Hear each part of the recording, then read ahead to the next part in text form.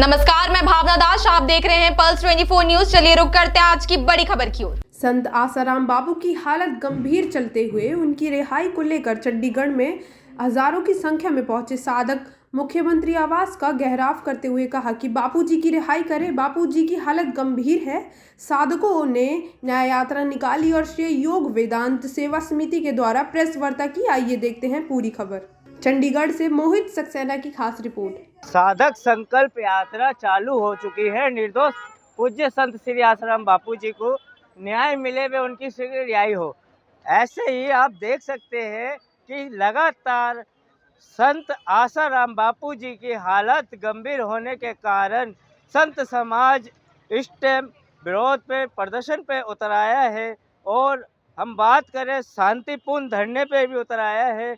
हमारे साथ में श्री योग वेदांत जी सेवा समिति से रामा भाई जी हैं और आप देख सकते हैं कि सभी जगह के आज हम चंडीगढ़ में जो उपस्थित हुए हैं, चंडीगढ़ में आज इनकी रैली का विरोध प्रदर्शन रैली का आपको नज़ारा देखने को मिलेगा, क्योंकि ये लोग शांतिपूर्ण ढंग से धरना कर रहे हैं, विरोध प्रदर्शन कर रहे हैं। ना किसी चीज़ को इन्होंने नुकसान पहुंचाया है, ना किसी नुकसान की अभी तक खबर है।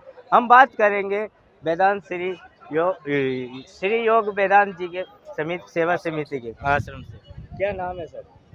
मेरा क्या नाम है? साउंड बंद कर दीजिए। मेरा नाम रामा भाई है। मैं संत श्री आसाराम जी आश्रम अहमदाबाद से हूँ। रामा भाई जी, आज चंडीगढ़ में विरोध प्रदर्शन है, रैली है निर्दोष बापू जी की रिहाई के लिए। आपने जगह जगह रैली करी। अब आज जो ज्ञापन डीसी साहब को सौंपा गया है, क्या आश्वासन मिला है और आगे की रणनीति क्या है? हमारा विरोध प्रदर्शन नहीं है, हमारी न्याय की मांग है। हमारा किसी से कोई विरोध नहीं है।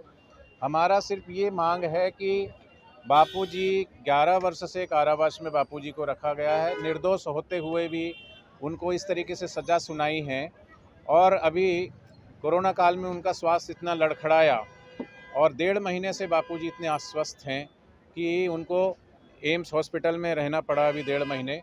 और उसमें टेस्ट में पाए गए कि 3 हार्ट में ब्लॉकेज पाए गए।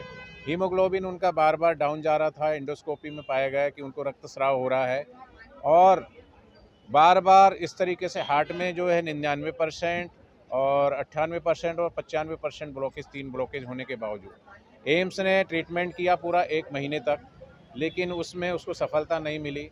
एम्स ने कहा कि दिल्ली के लिए वो रेफ़र करते हैं कि दिल्ली में बापूजी का इलाज दिल्ली में होना चाहिए, पर दिल्ली में जो इलाज होगा वो एलोपैथिक और जो आज का जो आधुनिक विज्ञान है एलोपैथ के हिसाब से। पर बापूजी हमेशा आयुर्वेद का समर्थन करते आए हैं। बापूजी चाहते हैं और बापूजी अपने सत्संगों में हमेशा बताते आए हैं कि आयुर्वेदिक तरीके से हर चीज़ का निदान किया जा सकता है। तो बापूजी अपने हृदय रोग को आयुर्वेद के माध्यम से स्वस्थ होना चाहते हैं, रोग ठीक करना चाहते हैं। उसके लिए एक उचित वातावरण चाहिए, उचित जगह चाहिए। आयुर्वेद संस्थान जहाँ भी हो उसकी हम मांग कर रहे हैं कि आयुर्वेदिक तरीके से हम अपना इलाज कराना चाहते हैं और वो उनकी मांग, उनका संवैधानिक अधिकार है। इस देश में बड़े बड़े भ्रष्टाचार करने वाले नेताओं को, अभिनेताओं को, दूसरों लोगों को आए दिन पैरोल मिल रही है, तो बापूजी के साथ ये भेदभाव क्यों किया जा रहा है? और बापूजी की जो रिपोर्ट है वो हमारे कोई किसी प्राइवेट हॉस्पिटल की रिपोर्ट नहीं, सरकारी एम्स जो है सरकार की तरफ से सबसे बड़ा विश्वसनीय हॉस्पिटल माना जाता है, उस हॉस्पिटल की रिपोर्ट है कि बापूजी की तबीयत जो है बड़ी क्रिटिकल है और बापूजी को अभी उचित इलाज की आवश्यकता है। तो हम करोड़ों जो देश भर में साधक हैं, भाई बहन हैं, हमारे गुरुदेव के लिए हम न्याय की गुहार लेकर के आज हम यहाँ चंडीगढ़ में, जो कि पंजाब और हरियाणा की राजधानी है, क्योंकि पूरे देश भर में न्याय की मांग को लेकर के और ये जो है रैली निकल रही है, शांतिपूर्ण ढंग से निकाली। हमारा किसी से विरोध नहीं है। डीसी को हमने ज्ञापन तो पहले ही दे दिया। आज जो ज्ञापन है वो माननीय क्योंकि ये सिटी जो है पंजाब और हरियाणा की राजधानी, तो कल जो है पंजाब के सीएम को ज्ञापन सौंपा गया और आज हरियाणा के सीएम को ज्ञापन सौंपा गया, जिसमें मांग रखी है कि बापूजी को आयुर्वेदिक इलाज के लिए बापूजी को रिहाई मिलनी चाहिए, पैरोल मिलनी चाहिए, जो उनका संवैधानिक अधिकार है।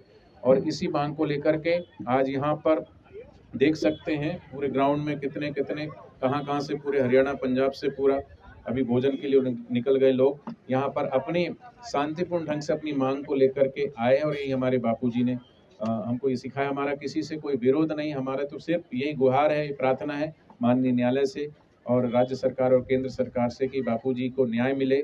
और बापूजी के करोड़ों करोड़ों साधक हैं, वो बड़े आहत हैं, बड़े पीड़ित हैं कि बापूजी की इस कंडीशन में भी उनको अगर राहत नहीं मिलेगी तो कब मिलेगी। तो उस न्याय की मांग को लेकर के हम आज यहाँ आए हैं। कल हिमाचल प्रदेश में ये रैली रखी गई है, शिमला में पूरे हिमाचल प्रदेश के लोग आएंगे। तो पंजाब और हरियाणा की राजधानी चंडीगढ़ में प्रेस वार्ता में बैठे हैं। आज यहाँ पर कम से कम 10 से 15 हज़ार लोगों के बीच में जो है रैली निकाली गई, जिसको न्याय यात्रा का नाम दिया गया, क्योंकि हमारे साथ बहुत अन्याय हो रहा है। विगत 11 वर्ष से संत सियासाराम जी बापू जोधपुर जेल में हैं और विगत अभी 1.5 महीने से उनका स्वास्थ्य इतना लड़खड़ाया हुआ है। उनके हार्ट में 3 ब्लॉकेज है, 99%, 98% और 75%। मतलब इतना क्रिटिकल सिचुएशन होने के बाद भी हमने कई बार माननीय न्यायालय से गुहार लगाई है, सेशन कोर्ट में भी लगाई, हाई कोर्ट में भी, सुप्रीम कोर्ट में भी, लेकिन कहीं भी हमको राहत नहीं मिल रही है। एम्स में 1.5 महीने ट्रीटमेंट चला, उसके बाद एम्स की रिपोर्ट ये कहती है कि इसके आगे का ट्रीटमेंट हमारे पास नहीं है, एम्स दिल्ली ले जाइए। तो बापूजी ने इच्छा जताई है कि भाई इसका इलाज आयुर्वेद तरीके से हो सकता है और हम आयुर्वेदिक तरीके से हम ठीक कर सकते हैं। उस आधार पर हम बेल मांग रहे हैं कि बापूजी को बेल मिलनी चाहिए, लेकिन बार बार रिजेक्ट कर दिया जाता है। तो अब जो उनका मौलिक अधिकार है, संवैधानिक अधिकार है, तो उसका हनन हो रहा है। तो उसी मांग को लेकर के आज हम जो है पूरे देश भर में, आज चंडीगढ़ में जो कुछ जिला स्तरीय हमारे है कि प्रेस वार्ता के माध्यम से समाज तक सच्चाई, क्योंकि लोगों को पता ही नहीं है कि बापूजी को इतना क्रिटिकल सिचुएशन है बापूजी की, क्योंकि कहीं आ ही नहीं रहा है। वहाँ एम्स हॉस्पिटल में जब बापूजी एडमिट थे तो ऊपर के फ्लोर में थे, नीचे वालों को नहीं पता कि बापूजी की कंडीशन ऐसी है।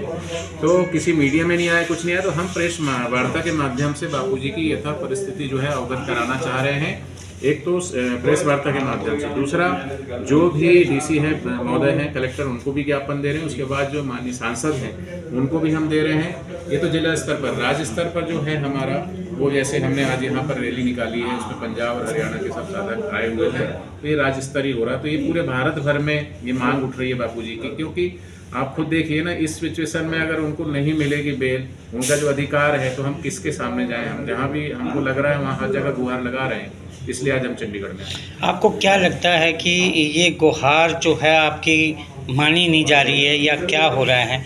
तो आपने आज भी ज्ञापन सौंपे, तो क्या लगता है आपको?